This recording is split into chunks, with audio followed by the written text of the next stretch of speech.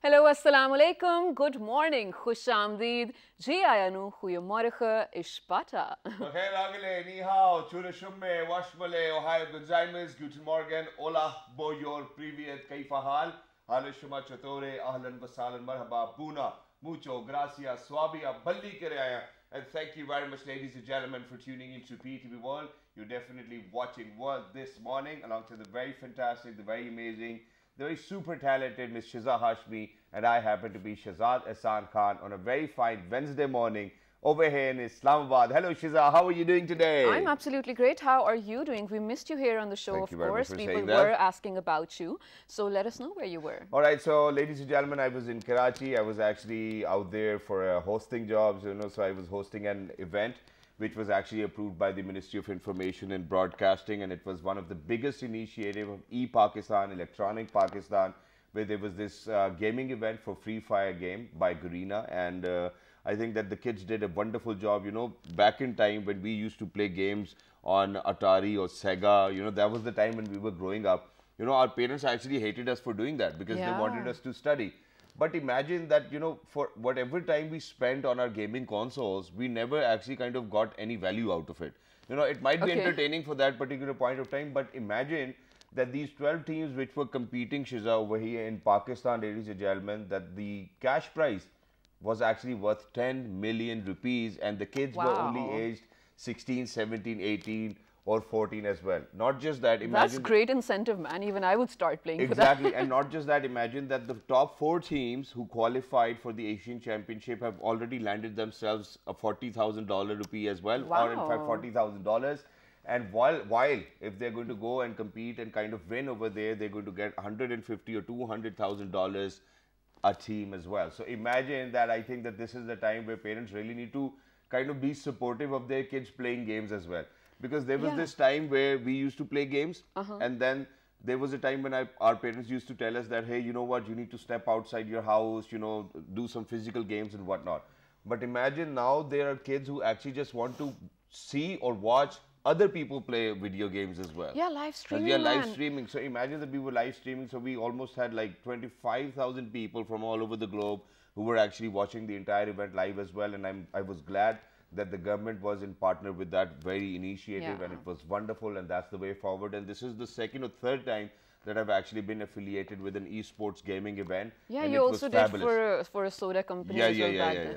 But this is absolutely great. I mean, good, man. Yeah, definitely. And Shazad, to think that now a lot of teenagers especially are definitely spending a lot of their times at video games. Yeah. I don't think there's a concept of going to the playground anymore. So I feel like to recognize first of all what is working out for the kids and make or utilize their energies in the right manner and let them channel it in a legal and a proper way. I think it's brilliant, right? Exactly, it is. And not just that, Shiza, I think that, it is not even late for us to kind of start playing as well. Really? I don't think I can. Which is why I've already downloaded the game. Because, okay, even if we are not playing, but to have awareness about the game and to know about it will open a lot of opportunities for people like me and you, because that's the future. So imagine that there were kids who were only 17 or 16 years old and they happened to be the casters. So they actually had to do all the commentary while everybody else was playing. Wow. And ladies and gentlemen, let me be very honest. So if there is a pool of 10 million rupees out there for all of these kids, imagine that the people who are hosting or casting or are involved in such an event will actually take back some good money as well. Of course. So yes, please make sure that you explore all those other avenues. But other than that, today we actually have to make an announcement which I believe is very important for all of Pakistan, in fact for all of the world as well, because wherever he went, he made sure that he's going to bring back good name to Pakistan. Ladies and gentlemen, today it actually happens to be the birth anniversary of Nusrat Fateh Ali Khan Sahab, and before we say anything, we need to share this with you. Let's do it. That he's actually somebody who's very spiritual and would actually bow down in front of him as well. And ladies and gentlemen, wherever he went, may it be across the border, I mean, he's worked, he's given his voice for background scores in Hollywood films, in Bollywood films, over here in Pakistan. And there's a very different spiritual kind of enlightenment whenever you listen to the qawwalis he has sung as well.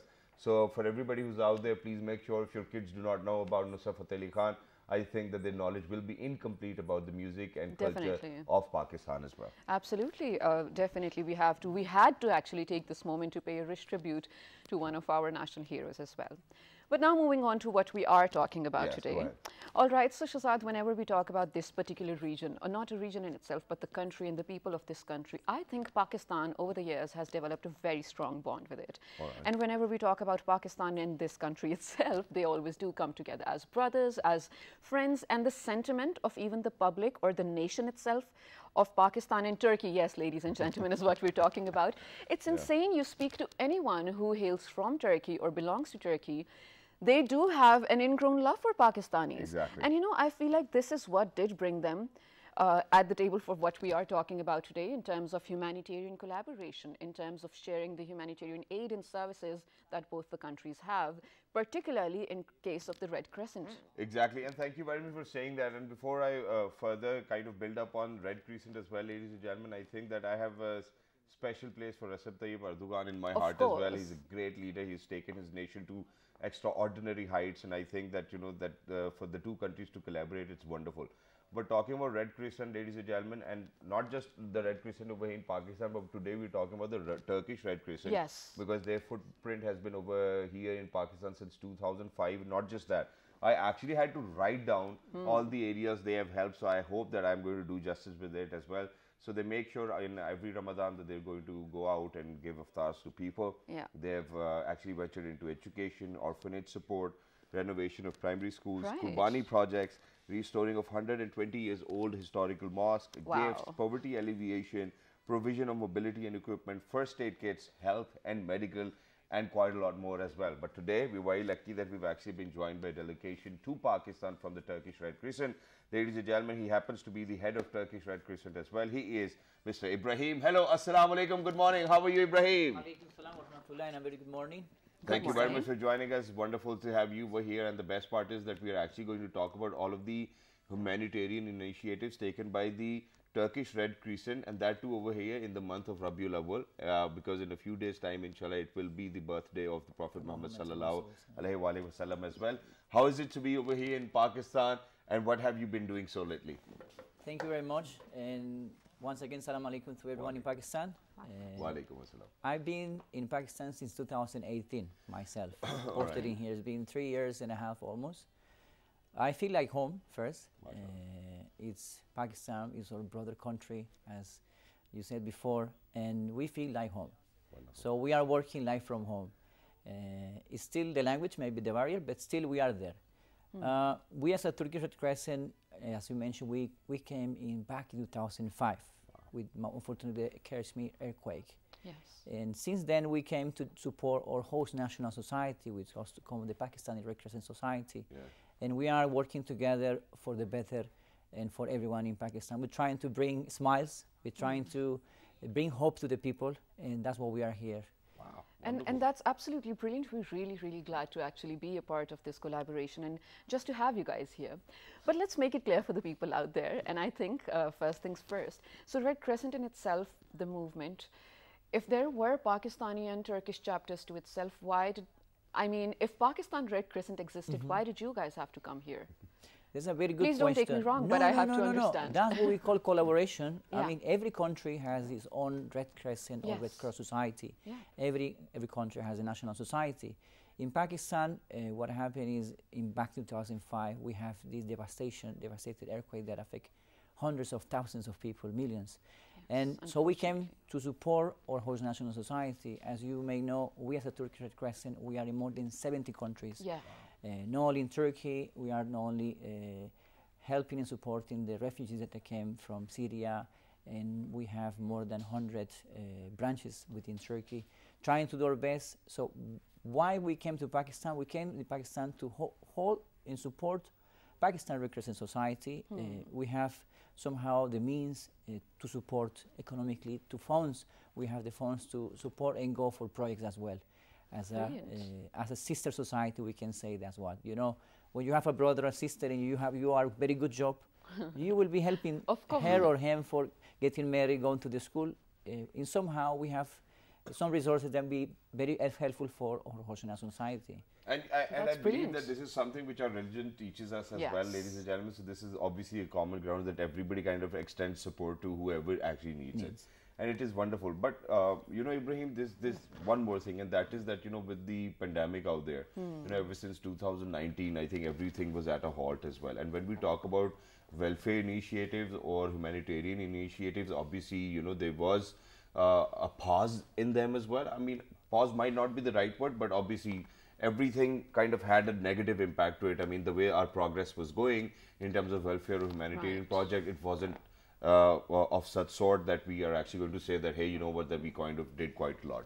So how do you think that all of these organizations who were out there for the humanitarian acts kind of did if during the pandemic, may it be the Turkish Red Crescent or the Pakistani Red Crescent as well? But let's talk about the Turkish Red Crescent. Was it a little difficult for everybody to kind of cope up with the operations that too amidst COVID? During the COVID, you know, it was a new thing. This pandemic affects, of course, not only the humanitarian side, everyone's life, unfortunately. We as humanitarian workers, you know, we have to follow the SOPs. We have to wear the mask, we have to keep the distance. And most of the time, we as a humanitarian worker, we are in really direct contact with the people. Yeah. Yani close eye, we have going distribution, we are serving hot meals, we are coming to their houses, and during the pandemic, we have to follow all those SOPs. We have to wear the mask, we have to wear the glove, we have to keep the distance, we have to sanitize our hands, and that was a very difficult because we have to follow this and we have to distance a little bit from the needy, from these people, you know. And it wasn't to be frustrated because when we go to the ground, when we go to the distributions, when we go to the any place we're working, people wants to hug you, wants to shake the hands, wants to feel, you know, this is what the humans are about feelings. It was difficult in terms of the operational thing because you have to distance yourself from the people. And as well, following the SOPs to reducing the staff. We couldn't have the 100% staff in the office, we have to reduce 50%. And keep in rotation. And not only in Pakistani staff, but in Turkey we have the same as well. We have to keep ourselves working from home. Exactly, and we are even sharing your pictures as well, so which is why, you know, we would love to know the initiatives taken by the Turkish Red Crescent in terms of, or in fields of education, or in fields of orphanage support. Please let us know what the Turkish Red Crescent did in terms of making sure that every other child out there will be educated, and that, God forbid, if there were any orphans out there, how did the Turkish Red Crescent support them over here in Pakistan? But I would like to start with the new project that we are going to implement, hopefully, inshallah, on the next year. You know, everyone, and we believe the education is the future. Of course. If there is education and opportunity for the children, we can improve ourselves, we can improve for the better for the country and the society. In this regard, we as a Turkish Red Crescent, we are thinking for the 2022, the next year, to implement a project which is try to give education to those children who are in the streets. We want to put these children back to the schools, to the educational system. So we want to give them a chance to go back to the school. Some children, of course, have never been in the school. So we will have to put them in a non-formal education system. But this is the idea, because we believe education is the most important, not only for everyone, but those who has no chance or no opportunity whatsoever. So how are you figuring it out that, you know, because we do have almost, I guess it's somewhat around 22 million children out of schools as well. So how are you figuring it out that which areas do we certainly need a school out there as well, and that too for the kids who actually have not been to the school?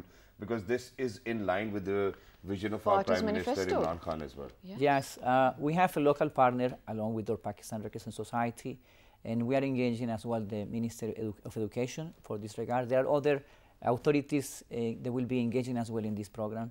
As far as I heard, this is very much in need in Pakistan. So we hope that with this collaboration, with this small contribution, we can help to these 22 million children. We will implement a pilot program in the surrounding areas of Islamabad, so we can check on them quickly, and then we'll try to expand them to the other cities, KPK, Punjab, Sindh, the other provinces as well. Well, that's brilliant, and of course, we are really looking forward to that as well. And Shazad, to realize that especially in the pandemic, the number of the out-of-school children actually increased because the people who did already registered, their parents had reservations. Now that the schools are closed, why don't you unregister and come back home, start working? So that's unfortunate. Now, this is sort of a off-script question, but I really want your own voice on this as well, because you have been working on so many different areas in terms of, serving the humanity. Which one project so far in these 3 years has been the closest to your heart over here in Pakistan, and why? Very good question. And if you need time to think about that, maybe you can answer about the Rabiul Awwal projects that you guys have lined up till then. I will say we have a wonderful program that we implemented in Pakistan. It was the first in its kind. It was the mobile blood donation or collection truck. Oh. We started this project back in 2017, doing all the feasibility works, and it comes in back in 2019 when we handed over to the hands of the President of Pakistan, Dr. Arif Alvi. It's a project. Why it's in my heart? Because it was his first in its kind in Pakistan. It was built in Pakistan. I've never heard of it mostly. It was built in Pakistan. It's Pakistani made, a mobile collection truck, and donation of blood is saving the life of 3 people. If you donate a small bag of 400, 450 liters of blood, you will be maybe saving the life of 3 people. Yeah, of course. So that's why give blood and save life is the best thing we can do. We are not superheroes to go and save the people and save them, but at least this is a kind of giving life as well. Beautiful. So that's why this project that we did and we implemented here, and now you will see the truck going around Islamabad and other places. It's a red plot. I don't know if we have the picture on the screen. But I hope we do. We're sharing all the pictures as well, and that truly brilliant. is a project which needs to be closer to your heart as well. But there's one more thing which was exactly in line and with the vision of our Prime Minister Imran Khan as well, and that was that the Turkish Red Crescent made sure that they're going to actually help a lot of people and kind of make sure that there's going to be poverty alleviation out there as well. So what kind of initiatives were taken? And I want to listen to this answer very carefully, and it's because of the fact that there might be our role within the society to play for the poverty alleviation of the other people as well. So please go ahead. We have 2 programs in this regard. We cannot give the fish every time to the people. You can do food distribution. You have to teach them to catch the fish. Yes, we cannot give the roti every time, but we have to help them to learn how to catch the fish. Absolutely. To keep on going in their life. In this regard, we're trying to implement which is called a social activities every month, and trying to give the opportunity to the people to maybe try to set up a small business. We started this, and we did this in Lahore. We did one small project, a pilot project for a family that was in need of this, and we give the means and we give the support to start a small business of a barber shop. Wow. Oh, And nice. yes, it was amazing because we are not giving just this hope. We are giving the hope for the whole family. Exactly. And now he's stand up, now he's earning his own money, and he don't need to stand for anything. And I think this way you also save their dignity so much, because you're not handing out something, you're empowering them, which is brilliant. Dignity of the people we are serving, it's our priority. Exactly.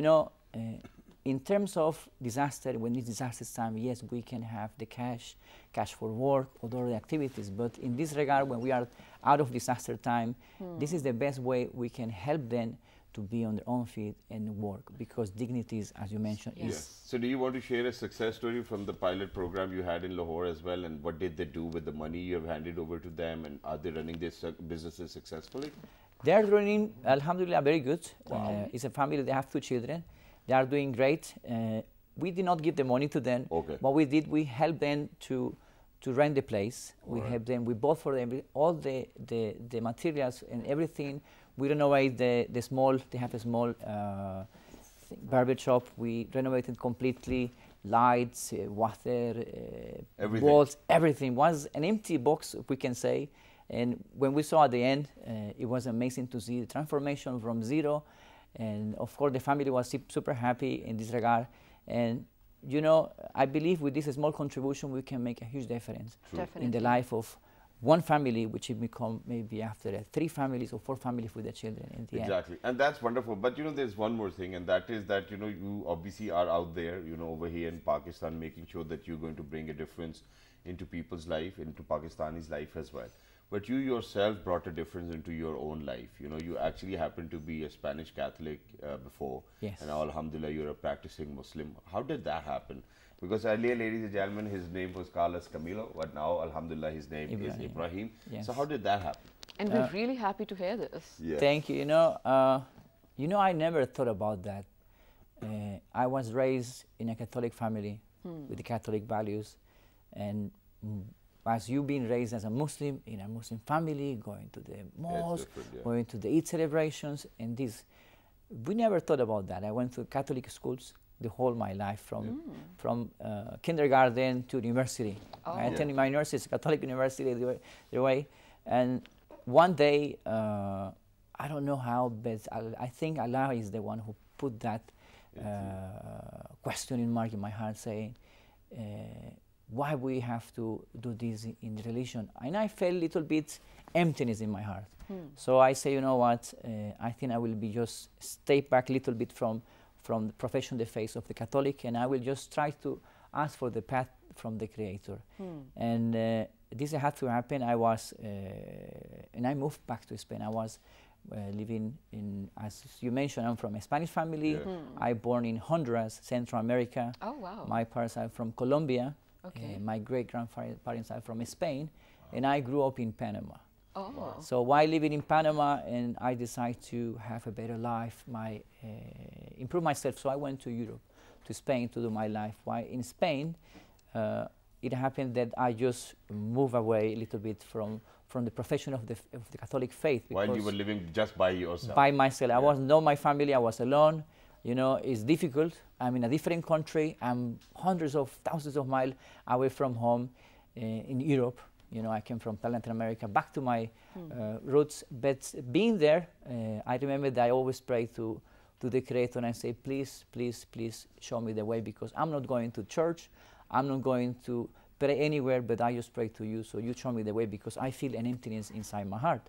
It happened that when I was living in Spain, family not around, just a comic and a funny story, my mother always pushing me, oh my dear son, you have to go to the church, you have to go and pray, you have to go and confess your sins or whatever, your mistakes. And I said, Mama, because you are asking me, and I will go and check. But I remember I went to the church one time in Spain, and being there, when I entered to the church, unfortunately I feel nothing. I feel empty.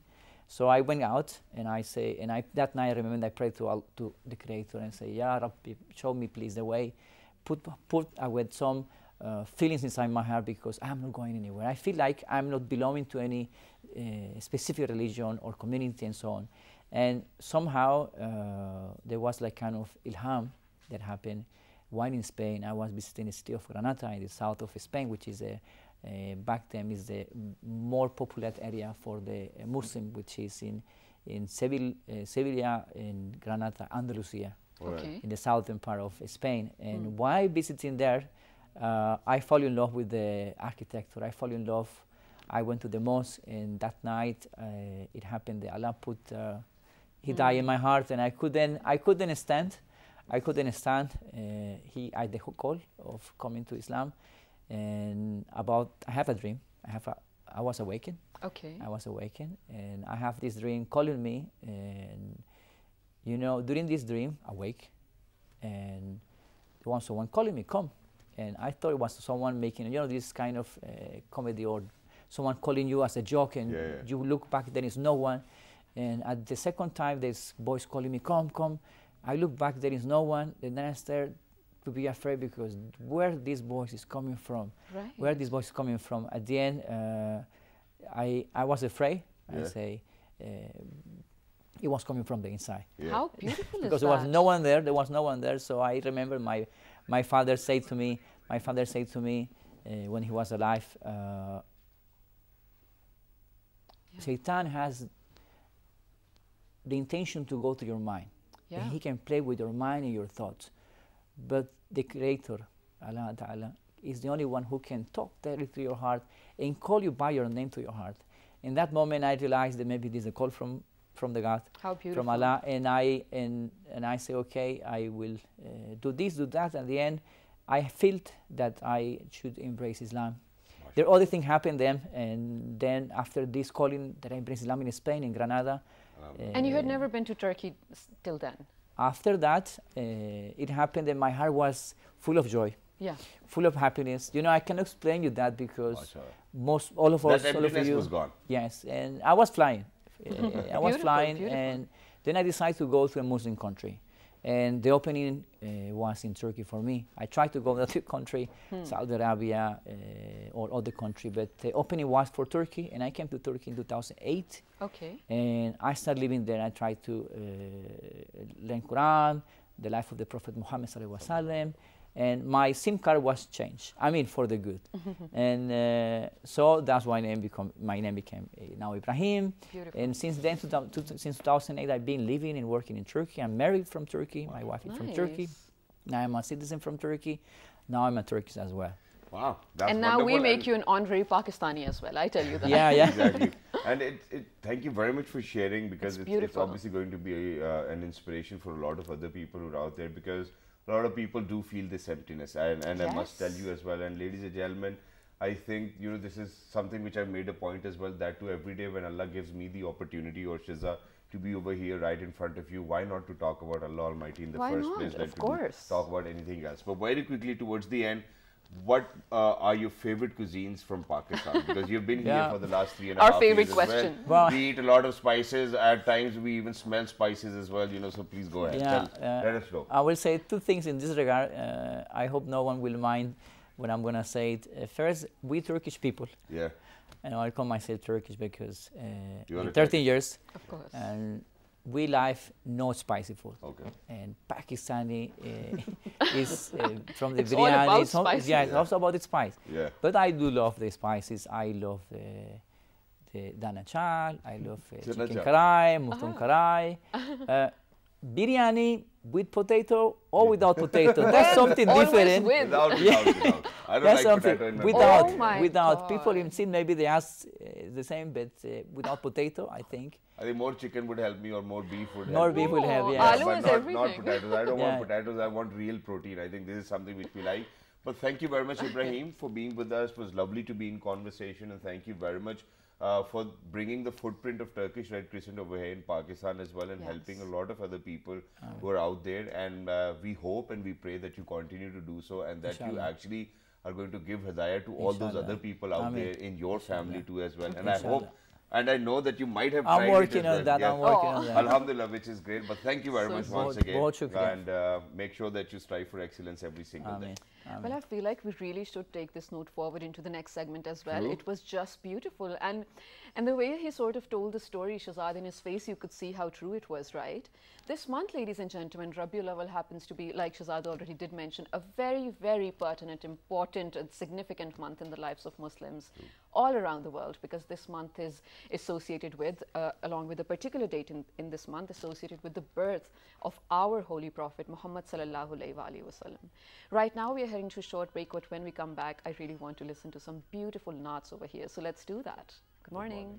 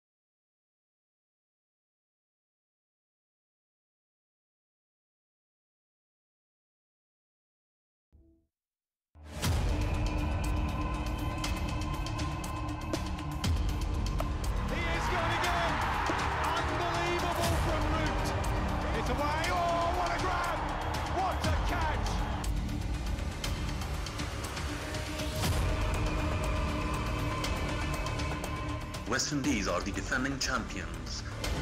We have to wait to see who wins the 7th edition of World T20 Cup. Oh, Molding! What a beauty! Roy misses the first one, Roy misses the second one. Emirates flavour. Top teams of the world shall be competing fierce.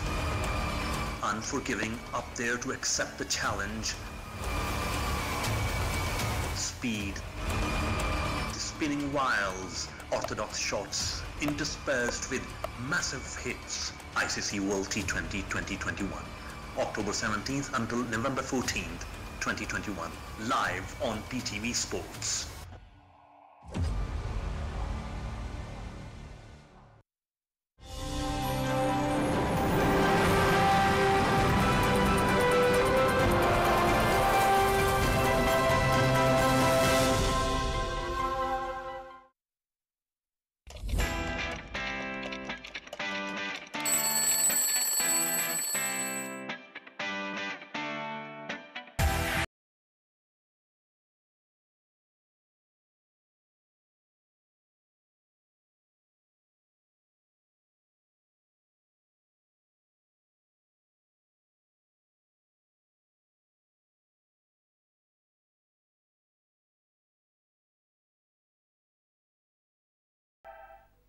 Right, ladies and gentlemen, welcome back. Thank you very much for staying tuned to PTV World. You're watching World this morning. Earlier, we were in conversation with Mr. Ibrahim, who happens to be the head of the Turkish Red Crescent over here in Pakistan, ladies and gentlemen. But before heading out towards a short break, as Shiza mentioned, that this month, Rabiul Awwal, actually happens to be the month of the birth of the Holy Prophet Muhammad sallallahu alaihi wasallam. So we thought that it will be we taking advantage of the opportunity that we wanted to share some wonderful naats by some wonderful naat khwans over here in the studios with us.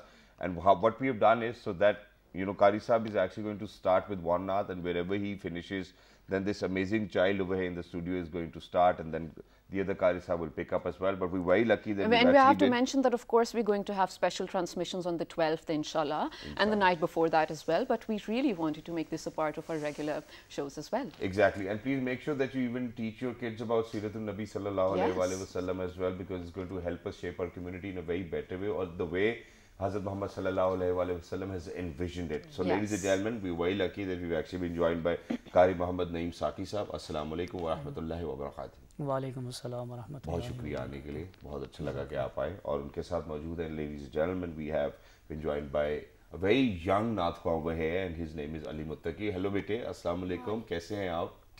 Thank you very much. Last but not the least, one of the most amazing people I've ever come across.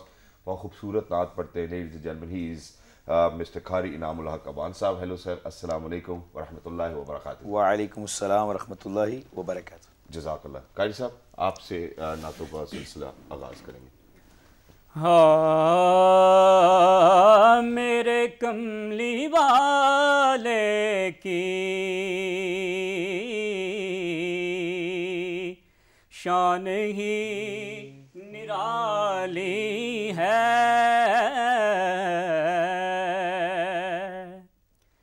मेरे कमली वाले की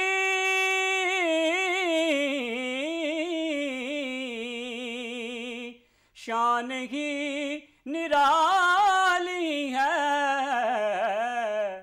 दो जहां के दाता हैं, ज़ात बेमिसाली है, दो जहां के दाता हैं, ज़ात बेमिसाली है। चाँद की तरह उनको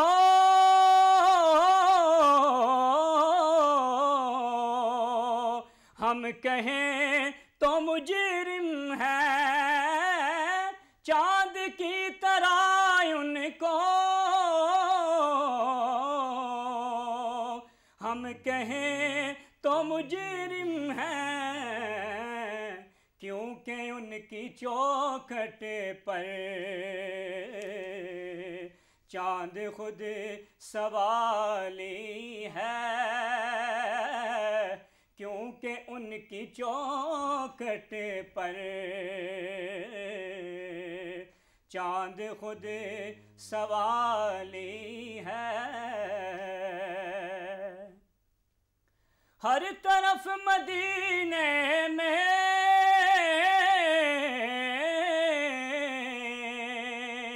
भीड़ है फकीरों की, हर तरफ मदीने में भीड़ है फकीरों की। एक देने वाला है, एक देने वाला है, सारा जग सवाली है। हम गुनाहगारों को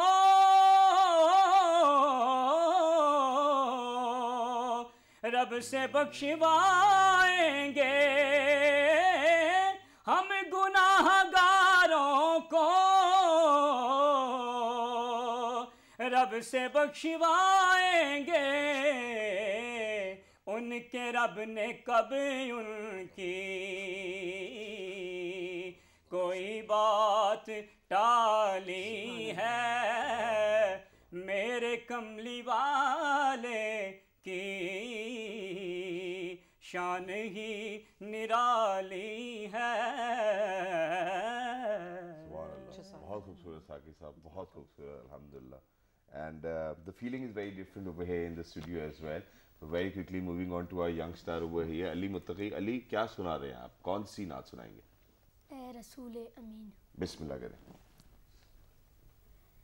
ए रसूले अमीन, खातमन मुरसलीन, तुझसा कोई नहीं, तुझसा कोई नहीं, ए रसूले अमीन.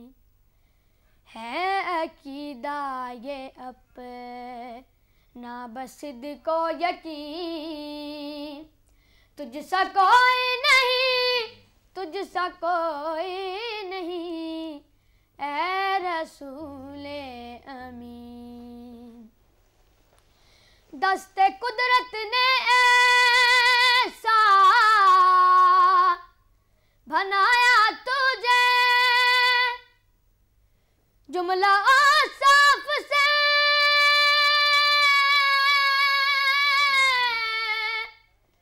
खुद सजाया तुझे. दस्ते कुदरत ने ऐसा बनाया तुझे, जुमला साफ से खुद सजाया तुझे. ए अज़ल के हसी, ए अबद के हसी,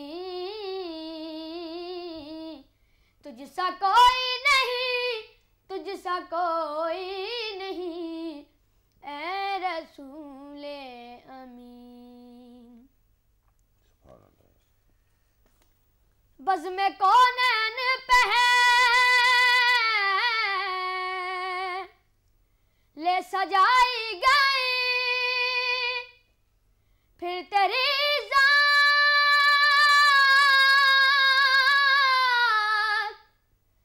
मंजिल पे लाई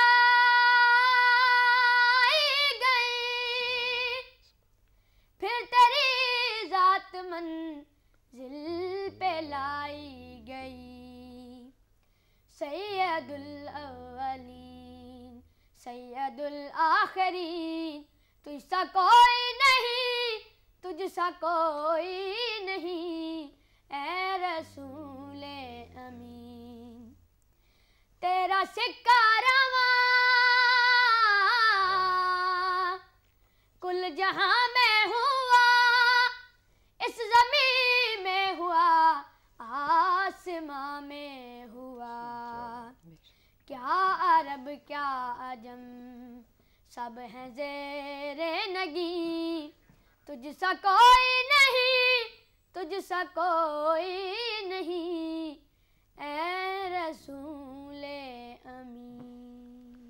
सुभान अल्लाह, Subhanallah, सुभान अल्लाह, Jazakallah, just सुभान so अल्लाह। beautiful. बहुत खूबसूरत नात पढ़ी आपने, और मैंने बहुत कम देखा है कि इतनी उम्र के बच्चे जो हैं वो इतनी खूबसूरत नात पढ़े। माशाल्लाह। बट इसी सिलसिले को आगे बढ़ाते हैं ख़वातीन और हज़रात, इनाम साहब हम आपकी तरफ आते हैं, लेकिन मैं एक फरमाइश करना चाहता हूँ। अगर आप वो नात सुनाएंगे तो मुझे भी खुशी मिलेगी और मुझे लगता है और बहुत सारे सुनने वालों को मिलेगी। अगर आप चाहें तो बाकी आप जो तैयार करके आए वो भी सुना सकते हैं। हाल दिल किसको सुनाए, अगर आप वो सुना सकते हैं तो बहुत अच्छा हो जाएगा। कलाम है वो तैयार जी, आप करके आए कलाम जी, जो जी, तैयार ज़रूर, करके आए ज़रूर। आप वो भी सुना सकते हैं। Please. आपको आती है? हुदू देता रे सिदरा हुजूर जानते हैं। हुदू देता रे सिदरा हुजूर जानते हैं। कहाँ है अर्शे मुअल्ला हुजूर जानते हैं। हुदूद ताईरे सिदरा हुजूर जानते हैं। बरोज़े हश्र शफाअत करेंगे चुने चुन कर। बरोज़े हश्र शफाअत करेंगे चुने चुन कर।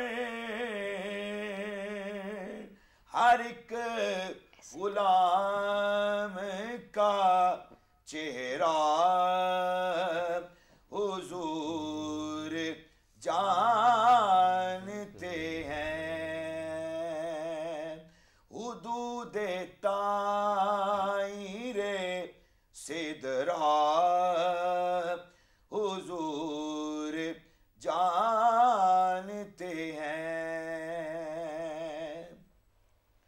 मैं इस यकीन से निकला हूँ जानिबे तैबा। मैं इस यकीन से निकला हूँ जानिबे तैबा। मेरे सफर का इरादा हुजूर जानते हैं। हुदूद ताईरे सिदरा हुजूर जानते हैं। सिखाई बात ये सरवर हमें सहाबा ने। सिखाई बात ये सरवर हमें सहाबा ने। के जानता है खुदाया हुजूर जानते हैं। कहाँ है अर्शे मुअल्ला हुजूर जानते हैं। हुदूद ताईरे सिदरा हुजूर जानते हैं। Subhanallah, subhanallah. Very Jazakallah. beautiful, mashallah. Thank you very much, Qari Sahab, as well.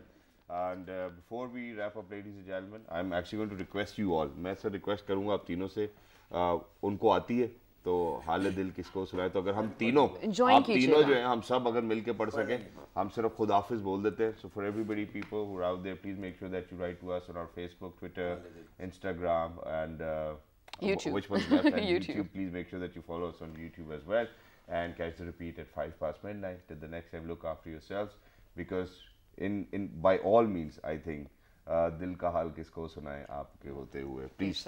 हाले दिल किसको सुनाए आपके होते हुए, हाले दिल किसको सुनाए.